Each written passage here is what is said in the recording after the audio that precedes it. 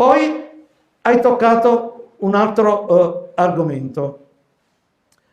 Alcune lacune che si registrano, io penso, sia a livello nazionale che a livello regionale. Allora, il punto qual è?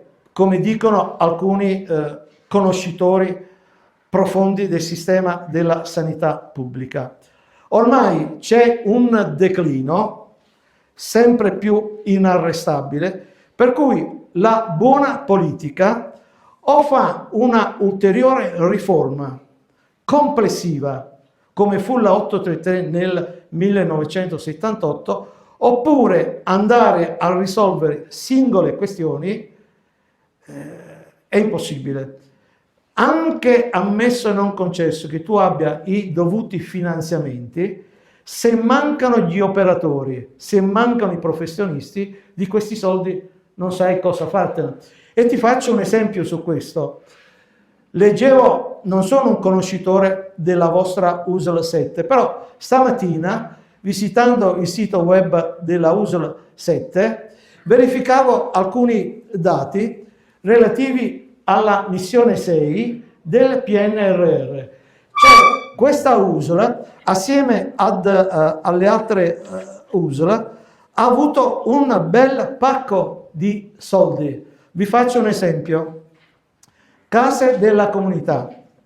La USL 7 ha finanziato le case della comunità per l'USL 7, nel senso che ha ricevuto soldi del PNRR per 11 milioni e 897 mila, ha aggiunto, non la USL, non so con quali fondi, fino ad arrivare a 22 milioni per 8 case della comunità. E l'altro dato che mi ha stupito è la casa della comunità di Bassano.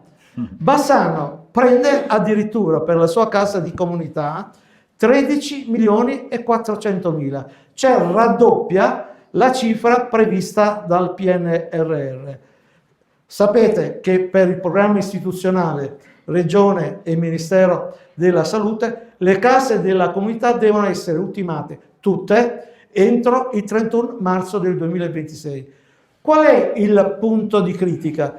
Che a fronte di questo forte finanziamento dovuto al PNRR, poi attenzione, tutte e 6 missioni del PNRR, soldi dati dalla comunità europea, il 65% di questi soldi sono a debito pubblico, pagheranno i nostri figli, non sono soldi regalati.